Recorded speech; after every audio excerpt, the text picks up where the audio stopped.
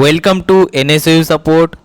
আজকে তোমাদের সঙ্গে আলোচনা করব Bengali honours first year first semester প্রথম পত্র বাংলা সাহিত্যের ইতিহাস প্রাচীন ও মধ্যযুগের 2022 সালের ডিসেম্বরের যে টার্ম এন্ড এক্সাম হয়েছিল তার প্রশ্নপত্র নিয়ে। তাহলে এখানে দেখতে পাচ্ছ টোটাল তোমাদের এখানে 2 ঘন্টা টাইম থাকবে এবং তোমাদের পরীক্ষা হবে 50 মার্কের। ঠিক আছে, তো এখানে দেখো লেখা আছে পরিমিত ও যথাযথ উত্তরের জন্য বিশেষ মূল্য দেওয়া হবে। অশুদ্ধ বানান, অপরিচ্ছন্নতা এবং অপরিষ্কার হস্তাক্ষরের ক্ষেত্রে নম্বর কেটে নেওয়া হবে। উপান্তে প্রশ্নের মূল্যমান সূচিত আছে। ঠিক আছে, তাহলে অশুদ্ধ বানান এবং খাতা যদি পরিষ্কার পরিচ্ছন্ন করে না লেখো তাহলে কিন্তু তোমাদের নাম্বার কেটে নেওয়া হবে। ঠিক আছে, এবার দেখা যাক প্রশ্নপত্র। দেখো একের দাগের এখানে যে কোনো দুটি প্রশ্নের উত্তর দিতে হবে অনধিক 300 শব্দের মধ্যে। ঠিক আছে, এবং কত করে নাম্বার থাকবে? 10 নম্বর করে থাকবে। ঠিক আছে, দুটি প্রশ্নের জন্য 20 নম্বর এখানে থাকবে। তাহলে দেখো এখানে দুটি প্রশ্নের জন্য টোটাল 4টে তোমাকে দেওয়া হবে কোশ্চেন, তার মধ্যে যে কোনো দুটি লিখতে হবে। তাহলে প্রথম কোশ্চেন দেখো এখানে আছে যে প্রাচীন বঙ্গে বাংলা সাহিত্য চর্চার পরিচয় দিন। ঠিক আছে, এটা 10 নম্বরের কোশ্চেন। পরবর্তী কোশ্চেন বাউল গানের বৈশিষ্ট্য সম্পর্কে সংক্ষেপে আলোচনা করুন, এটাও 10 নম্বর। গ নম্বর কোশ্চেন মধ্যযুগের বাংলা সাহিত্যে অন্নদামঙ্গল কাব্যের গুরুত্ব নিরূপণ করুন, এটাও 10 নম্বরের।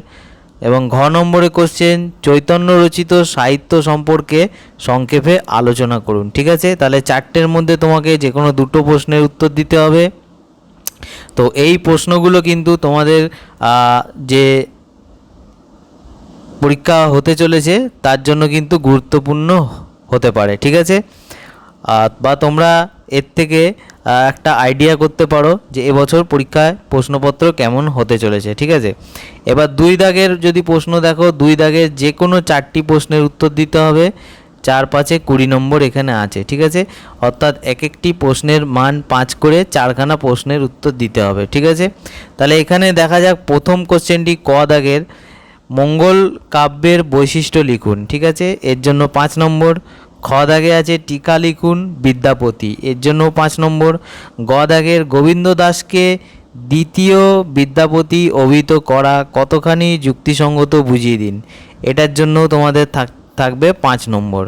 ঘ দাগে আছে মধ্যযুগের বাংলা সাহিত্যের ইতিহাসে অনুবাদ সাহিত্য উদ্ভবের কারণ কী ছিল, এর জন্য 5 নম্বর।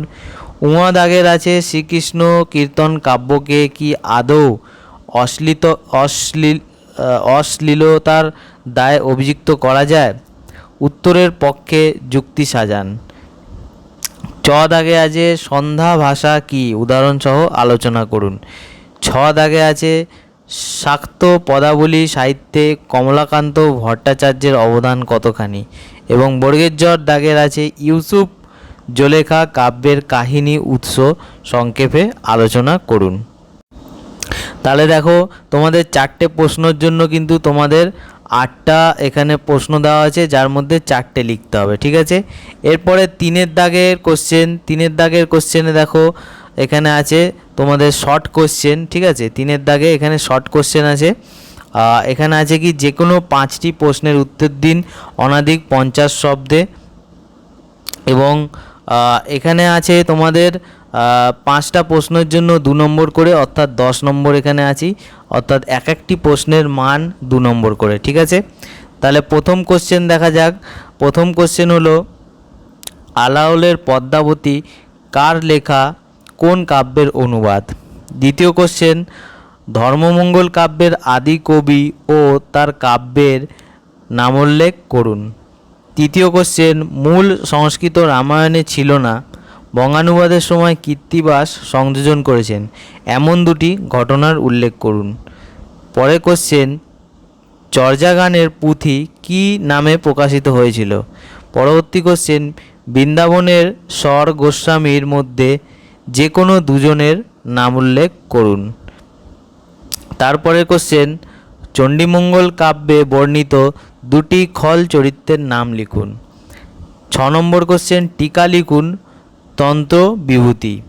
বর্গের যাওয়া কোশ্চেন, লালন সাইয়ের দুটি গানের প্রথম পংক্তির উল্লেখ করুন। এবং পরবর্তী কোশ্চেন, হাচন উদাস কার লেখা, এটির প্রকাশকাল কত? এবং লাস্ট কোশ্চেন, প্রাকৃত পৈঙ্গল এর সংক্ষিপ্ত পরিচয় দিন। ঠিক আছে, তাহলে দেখো এখানেও কিন্তু তোমরা 5টা প্রশ্নের জন্য টোটাল 10টা প্রশ্ন এখানে তোমাদের দেওয়া হবে, তার মধ্যে যে কোনো 5টা প্রশ্ন কিন্তু তোমাদের এখানে করতে হবে। ঠিক আছে, তাহলে দেখতে পাচ্ছ তোমরা কিন্তু অপশান অনেকগুলোই পাচ্ছ। ঠিক আছে, যদি 2টো প্রশ্ন থাকে তাহলে 4টে, 4টে থাকলে 8টা। ঠিক আছে, তো অপশান তোমাদের সবসময় ডবল দেওয়া হয়। আর তোমাদের যে উত্তর লিখতে হবে টু দ্য পয়েন্ট। ঠিক আছে, সঠিক বেশি তোমাদের লেখা যাবে না, সঠিক উত্তর লিখতে হবে। এবং যত শব্দের মধ্যে বলেছে, যেরকম অনধিক 50 শব্দ, তো 50 শব্দের মধ্যেই লিখতে হবে, তাহলে কিন্তু তোমরা ফুল মার্কস পাবে। ঠিক আছে, তো এই হলো সিসি বিজি 1 ফার্স্ট পেপারের প্রশ্নপত্র।